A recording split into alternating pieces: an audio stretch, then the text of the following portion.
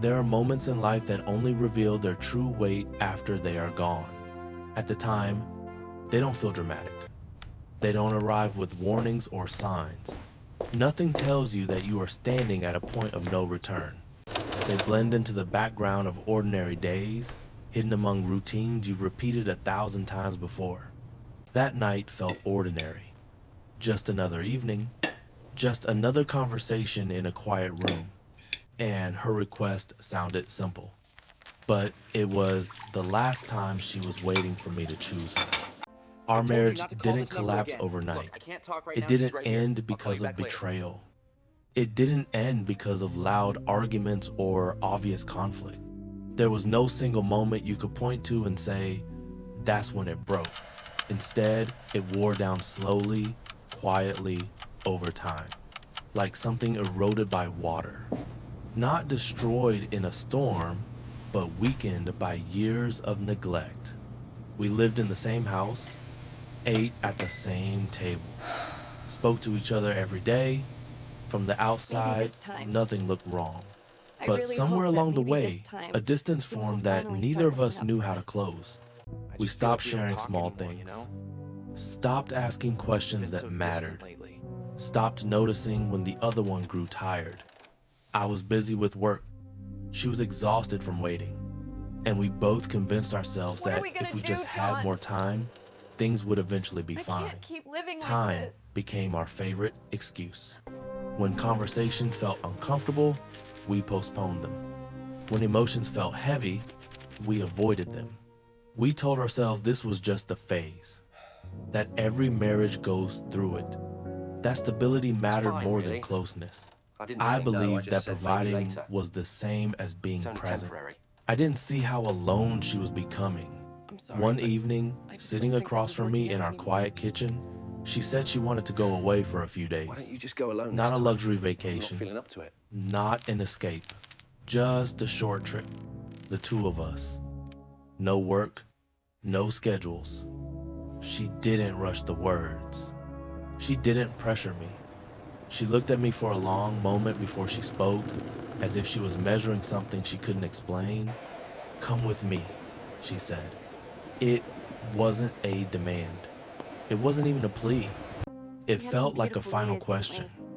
I looked at my calendar, deadlines, meetings I believed couldn't be moved, responsibilities I had trained myself to prioritize above everything else.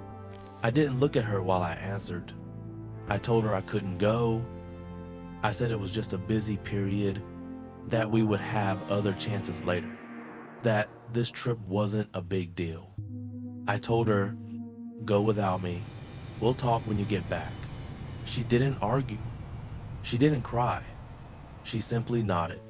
And in that moment, I failed to understand how dangerous her silence was. I mistook it for understanding, for acceptance.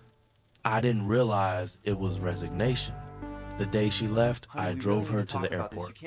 The drive was quiet, not uncomfortable, just empty. We hugged quickly, like two people who were both in a hurry, even though neither of us actually was. Before she walked away, she looked at me and said something I will never forget. I don't need a trip, she said. I just need to know that you still choose me. I smiled. I told her I understood. But the truth is, I didn't understand anything at all. When she came back, the house looked the same. The furniture hadn't changed. The space felt familiar.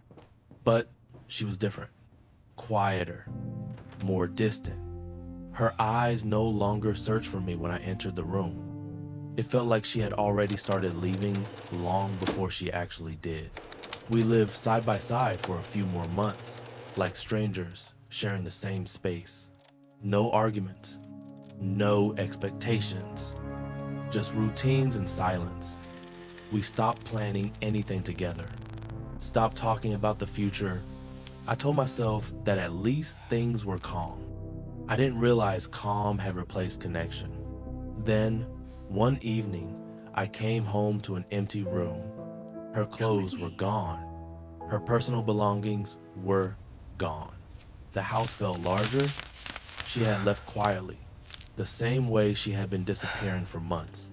A few weeks later, I received the news from someone else. She couldn't hold on anymore. There was no long letter, no accusation, just a few short lines of apology. I sat there for a long time, unable to move, and one moment kept replaying in my mind. That quiet kitchen, that calm voice, and her words, "Come with me." Only then did I understand. She didn't need a vacation. She needed an answer. She needed to know whether I would still choose her, even when it was inconvenient. And I answered her not with words, but with my absence. We like to believe that love will survive no matter how busy we become, that it will wait, that it will understand. But love doesn't die because of one big mistake. It dies because of all the times you are not there when the other person needs you most. If someone you love is waiting for you to choose them, be careful. Because some invitations aren't about a trip. They are the last moment someone is willing to wait for you.